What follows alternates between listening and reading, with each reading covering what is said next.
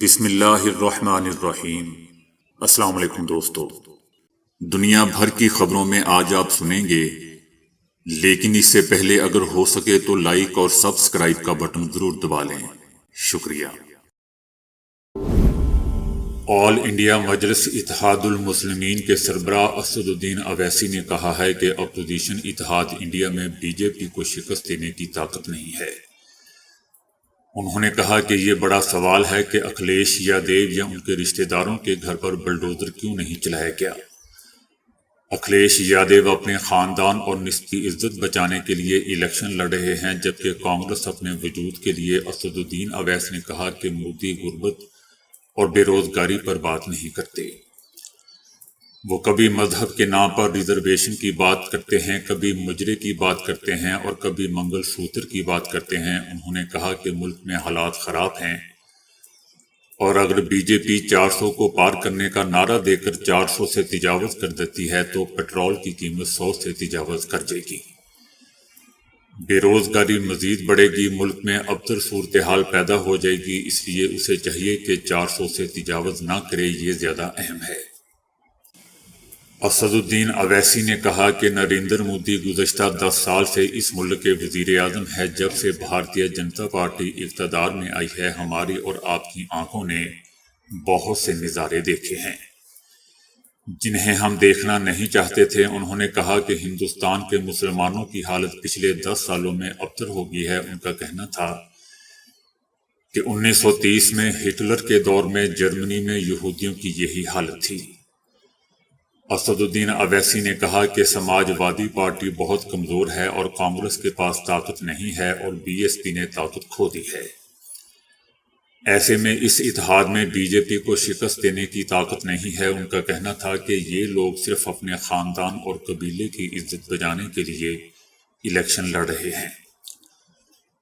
اسد الدین اویسی کا کہنا تھا کہ میرا مقصد بھی بی جے پی کو شکست دینا ہے، لیکن اکھلیش یادیو اور کانگریس کی طرح خود کو بچانا نہیں ہے۔ اسد الدین اویسی کا کہنا تھا کہ آپ مسلمانوں کے لیڈر بننے کے لیے ہمیں ووٹ دیں، آج مودی ہے کل کوئی اور پیدا ہوگا، اس بارے میں گھبرانے کی ضرورت نہیں ہے۔ ترکیہ کے صدر رجب طیب اردوان نے اپنی پارلیمنٹ کے اجلاس میں کہا ہے کہ اسرائیل غزہ میں انسانیت کا قتل کر رہا ہے، یورپ بھی اپنے اقدار کو پامال کرتا جا رہا ہے۔ ان کا کہنا تھا کہ امریکہ کے ہاتھ بھی غزہ میں جاری قتل عام میں رنگے ہوئے ہیں۔ یورپی حکومتیں اس ظلم پر خاموش رہ کر ان وحشیانہ جرائم میں اسرائیل کے ساتھ شریک ہیں۔ میں عالم اسلام سے پوچھتا ہوں کہ ایک مشترکہ فیصلہ کرنے میں آپ کس چیز کے منتظر ہیں؟ ترکیہ کے صدر کا کہنا تھا کہ جب تک اسرائیل بین الاقوامی قوانین کے تابع نہیں ہوگا، ترکیہ سمیت کوئی بھی ملک اس کے شر سے نہیں بچ سکتا۔ رجب طیب اردوان کا کہنا تھا کہ اقوام متحدہ اپنے اہلکاروں کی حفاظت نہیں کر سکتا۔ غزہ میں نہ صرف انسانیت بلکہ اقوام متحدہ کی روح بھی مر چکی ہے۔ رجب طیب اردوان نے کہا کہ اقوام متحدہ کے 193 رکن ممالک میں سے اکثریت فلسطین کو ایک خود مختار ملک تسلیم کرتی ہے۔ 147 ممالک کی مرضی کو 5 ممالک کی خواہش پر قربان نہیں کیا جا سکتا۔ 147 کا عدد 5 سے بڑا ہے۔ ان کا کہنا تھا کہ قبل ازیں کہ نیتن یاہو اور اس کا مجرمانہ نیٹ ورک بے قابو ہو، ہمیں فوراً نسل کشی اور صہیونی وحشی گری کو روکنے کے لیے ایک انسانی اتحاد تشکیل دینا ہوگا۔ نوجوانوں نے یہ دیکھنا شروع کر دیا ہے کہ قوانین کے بغیر اور منحرف صہیونیت کیا ہے۔ امید ہے کہ یہ انقلاب صہیونیوں سے پاک ایک جہان تشکیل دے گا۔ عمران خان نے پنجاب حکومت کی جانب سے سنگین کیسز کی منظوری کا اقدام لاہور ہائی کورٹ میں چیلنج کر دیا ہے۔ عمران خان نے لطیف کھوسہ کی وساطت سے درخواست دائر کی ہے۔ درخواست میں پنجاب حکومت، آئی جی پنجاب، وزارت داخلہ سمیت دیگر کو فریق بنایا گیا ہے۔ درخواست میں موقف اپنایا گیا ہے کہ عمران خان سابق وزیر اعظم اور باعزت شہری ہیں۔ عمران خان اس وقت مختلف کیسز میں اڈیالہ جیل میں قید ہے۔ پنجاب حکومت نے عمران خان سمیت دیگر قیادت پر سنگین مقدمات درج کرنے کی منظوری دے دی ہے۔ پنجاب کابینہ کا اقدام آئین کے آرٹیکل 10 کی خلاف ورزی ہے۔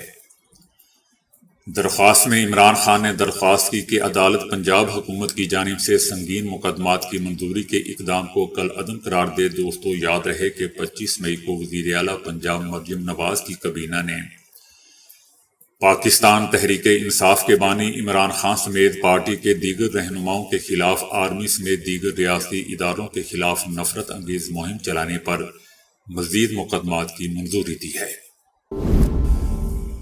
پاکستان پیپلز پارٹی کا کہنا ہے کہ عمران خان کو اڈیالہ جیل میں سوشل میڈیا استعمال کرنے کی سہولت ملی ہوئی ہے۔ وزیر اعظم کے خدشات غلط نہیں ہیں۔ عمران خان کنفیوژن کا شکار ہیں، انہیں ملک کے خلاف لانچ کیا گیا۔ فرانسیسی پارلیمنٹ میں دوران اجلاس دوستو فلسطینی پرچم لہرا دیا گیا۔ بائیں بازو کے رکن پارلیمنٹ نے فلسطینی پرچم اٹھا کر ایوان کی توجہ غزہ کی صورتحال کی طرف دلائی۔ پارلیمنٹ کی صدر نے صورتحال کو ناقابل قبول قرار دے کر اجلاس ملتوی کر دیا۔ رپورٹ کے مطابق فلسطینی پرچم لہرانے والے رکن پارلیمنٹ ڈیلگو کو 15 روز کے لیے معطل کیا گیا ہے۔ CNN کی ایک رپورٹ میں دعویٰ کیا گیا ہے کہ رفح پر خیمہ بستی پر اسرائیل کے مہلک حملے میں استعمال ہونے والا گولہ بارود امریکی ساختہ تھا۔ CNN کی رپورٹ کے مطابق خیمہ بستی کے داخلی راستے پر بم اور بارود کے نشانوں کی ویڈیو کا تجزیہ کر کے دھماکہ خیز ہتھیاروں کے 4 ماہرین نے بتایا کہ یہ گولہ بارود دراصل امریکی ساختہ چھوٹے قطر کے گولے بم تھے۔ ماہرین کا کہنا تھا کہ امریکی ساختہ ان ہتھیاروں سے نقصان کم سے کم ہوتا ہے، لیکن اسرائیل نے اس کا استعمال گنجان آباد علاقے میں کیا، اس لیے نقصان زیادہ ہوا۔ تاہم دوستو، اس رپورٹ کے دعوے کے برعکس گزشتہ روز کی پریس بریفنگ میں پینٹاگون کی deputy press secretary Sabrina Singh نے رفح حملے میں استعمال ہونے والے ہتھیاروں کے بارے میں پوچھے جانے والے صحافیوں کو بتایا کہ مجھے نہیں معلوم کہ اس فضائی حملے میں کس قسم کا گولہ بارود استعمال کیا گیا تھا۔ پاکستان تحریک انصاف نے کہا ہے کہ عدت کیس میں آج جو کچھ ہوا وہ پہلے سے طے شدہ تھا۔ خاور مانیکا نے آج انتہائی بیہودہ زبان استعمال کی۔ جج پر دباؤ ڈالا گیا کہ کیس نہ سنے اور وہی ہوا۔ عدت کیس میں جو آج ہوا ہے یہ انصاف نہیں، نا انصافی ہے، یہ انصاف کا قتل ہے، یہ انسانی حقوق کی خلاف ورزی ہے۔ جو کچھ آج ہوا ہے یہ پہلے سے طے شدہ منصوبہ تھا۔ خاور مانیکا نے بے انتہائی فحش، غلیظ، گھٹیا اور بیہودہ گفتگو کی۔ یہ گفتگو عدالت کے خلاف تھی۔ جج صاحب کو خاور مانیکا کو روک دینا چاہیے تھا، لیکن نہیں روکا گیا۔ پاکستان تحریک انصاف کے چیئرمین گوہر خان کا کہنا ہے کہ جج پر دباؤ ڈالا گیا کہ آپ اس کیس کو نہ سنیں، اور بالکل ویسا ہی ہوا۔ جج نے کیس سننے سے ہی انکار کر دیا۔ اس کا مطلب ہے کہ مداخلت ابھی تک جاری ہے۔ اوپر سے ان کا کہنا تھا کہ آج عدت والا کیس جج صاحب کی عدالت میں لگا ہوا تھا۔ آج 9 بجے فیصلہ ہونا تھا۔ 9 بجے پروسیکیوٹر موجود نہیں تھا۔ عدالت نے 10:30 کا وقت دے دیا۔ خاور مانیکا نے کمرہ عدالت میں غلط الفاظ استعمال کیے۔ جج صاحب کو کہا گیا کہ یہ کیس آپ نہیں سنیں گے۔ جج نے کہا کہ میں ہائی کورٹ کو لیٹر لکھوں گا۔ عدت نکاح کیس کی سماعت میں ہی کروں گا۔ یہ سارا منصوبہ پہلے سے طے تھا۔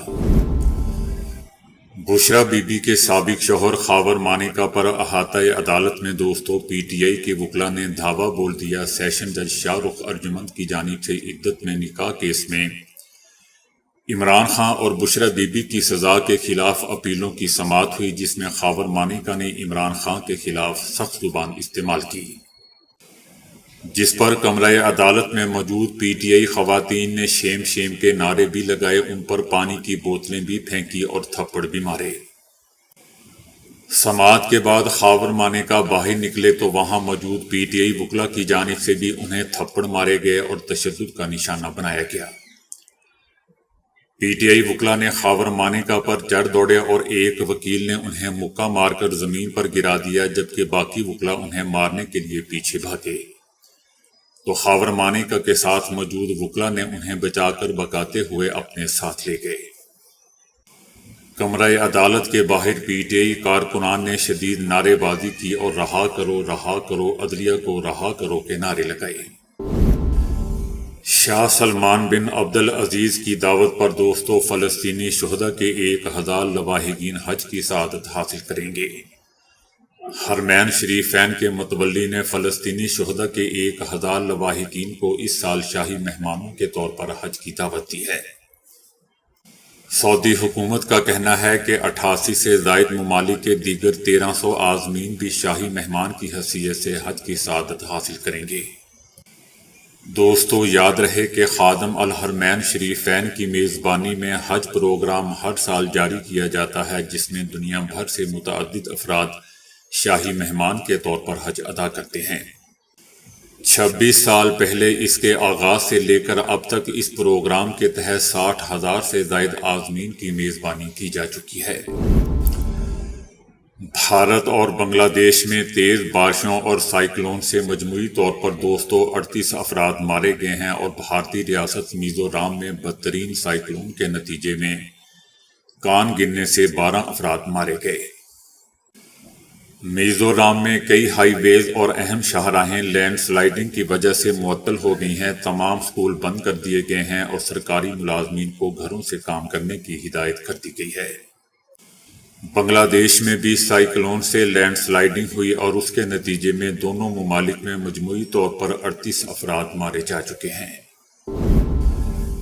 رفح میں مہاجر کیمپ پر اسرائیل کے ایک اور حملے میں 21 فلسطینی شہید ہو گئے ہیں۔ رفح کے علاقے میں اسرائیلی ٹینکوں نے فلسطینی پناہ گزینوں کے کیمپوں کو رول ڈالا، جس کے نتیجے میں 13 خواتین سمیت 21 فلسطینی شہید اور متعدد زخمی ہو گئے۔ اسرائیلی جارحیت کے باعث بے گھر ہو کر کیمپوں میں رہنے والوں پر اسرائیل کا یہ دوسرا حملہ ہے۔ دوستو یاد رہے کہ 2 دن پہلے بھی اسرائیلی فوج نے رفح میں پناہ گزین کیمپ پر بمباری کی تھی، جس میں 75 سے زائد فلسطینی شہید ہو گئے تھے اور درجنوں زخمی۔ وفاقی وزیر داخلہ محسن نقوی نے ایک ہی دن میں 15 مقامات پر آگ لگنے کے واقعات کا نوٹس لیتے ہوئے کمیٹی تشکیل دے دی۔ کمیٹی 24 گھنٹوں میں اس بات کا تعین کرے گی کہ آگ جان بوجھ کر لگائی گئی یا اتفاقیہ یا حادثاتی طور پر لگی۔ تحقیقات کر کے حقائق سامنے لائے جائیں گے۔ حماس نے کہا ہے کہ صہیونی دشمن کو اس بات کی اجازت نہیں دیں گے کہ وہ مذاکرات کو وقت گزاری اور فلسطینی عوام کے خلاف اپنے منصوبوں کو عملی جامہ پہنانے کے لیے استعمال کرے۔ ہمارے لیے سب سے بڑا مسئلہ نسل کشی اور اجتماعی قتل عام کے خلاف اپنی قوم کا دفاع کرنا ہے۔ فی الحال کسی نے ہم سے مذاکرات کے لیے نہ تو کوئی رابطہ کیا ہے اور نہ کوئی نئی تجویز پیش کی ہے۔ مذاکراتی عمل میں داخل ہونا ممکن نہیں ہے کیونکہ صہیونی رجیم نے رفح پر قبضہ کر کے اسے اپنے کنٹرول میں لے رکھا ہے۔ حماس کا کہنا ہے کہ ماضی میں ہم نے ثالثین کی پیشکش کو قبول کیا تھا، بلکہ وہ تجاویز بہت کم ہماری ملت کے مفاد میں تھی، تاہم اس صورتحال میں ہم کسی بھی نئی تجویز کو قبول نہیں کریں گے۔ ایک امریکی ماڈل کا کہنا ہے کہ اسے سال ہاں سال سے چہرے کے دانوں کا مسئلہ درپیش تھا اور ہر علاج ان سے نجات دلانے میں ناکام ثابت ہو گئی تھی، جس کے بعد اس نوجوان ماڈل نے قدرتی طریقے سے ان دانوں کا علاج کر لیا۔ اس کے چہرے پر 14 سال کی عمر میں دانے نکلنے شروع ہوئے اور 27 سال کی عمر میں جا کر ان سے کہیں نجات حاصل ہوئی۔ اسکول میں سب اس کا مذاق اڑاتے تھے اور ان کی وجہ سے اسے پیزے جیسا چہرے والی کہہ کر پکارتے تھے۔ ان کا کہنا ہے کہ ان تمام سالوں میں اس نے ہر حربہ آزمایا، ڈاکٹروں سے علاج کروایا، اس مقصد کے لیے بنی کاسمیٹکس اشیاء استعمال کرتی رہی، لیکن کوئی افاقہ نہ ہوا۔ پھر اس نے آخری حربے کے طور پر اپنی خوراک میں کڑی تبدیلیاں کی اور ساتھ ہی مراقبہ شروع کر دیا۔ خوراک میں زیادہ تر پودوں سے حاصل ہونے والی اشیاء شامل تھیں۔ اس کے ساتھ ذہنی تناؤ اور ڈپریشن سے نجات کے لیے مراقبے کا سہارا لینا شروع کر دیا۔ اس ماڈل کا کہنا تھا کہ میں پودوں سے حاصل ہونے والی خوراک کے ساتھ ہفتے میں 2 سے 3 بار مچھلی کھاتی تھی تاکہ اومیگا 3 وٹامنز حاصل کر سکوں۔ لائف سٹائل میں کی گئی ان تبدیلیوں سے کچھ ہی عرصے میں میری جلد بالکل صاف ہوگی۔ اب میرا اس بات پر یقین پختہ ہو گیا ہے کہ اگر آپ اپنی جلد میں کوئی تبدیلی لانا چاہتے ہیں تو آپ کو اپنے معدے اور دماغ میں تبدیلی لانی ہوگی۔ بچوں بڑوں میں مقبول عام چیونگم بہت سے خطرناک بیماریاں پیدا کرنے کا باعث بن رہی ہے۔ بچے ہوں یا بڑے سبھی میں چیونگم مقبول ہے۔ یہ ٹافی گولی کی ایسی عجیب قسم ہے جسے چبائے جاؤ مگر وہ ختم نہیں ہوتی، اور پھر اس کے کچھ فوائد بھی ہیں۔ مثلاً چیونگم بھوک مٹاتی ہے، منہ کی بدبو کو ختم کرتی ہے اور ٹینشن بھگاتی ہے۔ اسی طرح سے چیونگم کا استعمال منہ سے مضر صحت بیکٹیریا کو ختم کرنے کے لیے مفید ثابت ہوتا ہے۔ تحقیق سے یہ بات سامنے آئی ہے کہ چیونگم کا ایک ٹکڑا ہی منہ سے 10 کروڑ بیکٹیریا کا خاتمہ صرف 10 منٹ میں کر سکتا ہے۔ چیونگم اولین 30 سیکنڈ میں سب سے زیادہ مؤثر ہوتی ہے، اور اس کے بعد وقت گزرنے کے ساتھ ساتھ اس کی افادیت میں کمی آ جاتی ہے۔ تاہم 10 منٹ میں 10 کروڑ جراثیموں کا خاتمہ ہوتا ہے، اور اب جدید طبی تحقیق نے ایک انکشاف کر دیا ہے کہ چیونگم میں شامل کچھ اجزاء بچوں اور بڑوں کو مختلف بیماریوں میں مبتلا کر دیتے ہیں۔ گویا کئی بار والدین اور ڈاکٹرز کو علم ہی نہیں ہوتا کہ یہ بیماری چیونگم کی پیدا کردہ ہے، اور وہ دیگر غذاؤں کو مورد الزام ٹھہراتے ہیں۔ اسپارٹین مادہ تیار شدہ غذا کا ذائقہ بہتر بنانے کی خاطر شامل کیا جاتا ہے، مگر ماہرین کے مطابق یہ فوڈ انڈسٹری میں استعمال ہونے والا سب سے خطرناک مادہ ہے۔ دراصل غذائی صنعت اسے بطور چینی استعمال کرتی ہے۔ چیونگم کی تیاری میں اس کا بھرپور استعمال ہوتا ہے۔ امریکہ میں نظام غذا اور دوا کی دیکھ بھال کے ادارے FDA نے اسپارٹین کے استعمال پر پابندی لگاتی تھی، اور اب سنا ہے کہ دوبارہ پابندی اٹھا لی گئی ہے، مگر بہت سے ڈاکٹر عام غذاؤں میں اس کیمیکل کا استعمال ناپسند کرتے ہیں۔ ڈاکٹرز کا کہنا ہے کہ یہ مادہ خلیوں میں ہیجان پیدا کرنے کی وجہ سے زہریلی خاصیت رکھتا ہے۔ یہ دماغی خلیوں نیورونز کو بہت زیادہ متحرک کر دیتا ہے، نتیجتاً وہ قبل از وقت مرنے لگتے ہیں۔ یہ خرابی پھر انسان کو نہ صرف ذہنی طور پر کمزور کرتی ہے بلکہ اسے مختلف اعصابی بیماریوں کا نشانہ بھی بنا دیتی ہے۔ جسم میں اس کی موجودگی مختلف اقسام کے کینسر پیدا کر ڈالتی ہے۔ بعض یورپی ممالک اسے خطرناک قرار دے کر پابندی لگا چکے ہیں۔ تاہم چیونگم بنانے والوں کے کان پر جوں تک نہیں رینگتی، اور وہ یہ زہریلا مادہ چیونگم کی تیاری میں استعمال کرنے میں مصروف ہیں۔ دوستو 3-4 چیزیں اس کے اندر اور بھی ہیں، لیکن بات لمبی ہو جائے گی، اس لیے اس کو کسی اور وقت کے لیے چھوڑ دیتے ہیں۔ اب چلتے ہیں اگلے ٹاپک کی طرف۔ تو دوستو ابھی کے لیے اتنا ہی۔ ویڈیو کو لائک اور شیئر کرنے کا بہت بہت شکریہ۔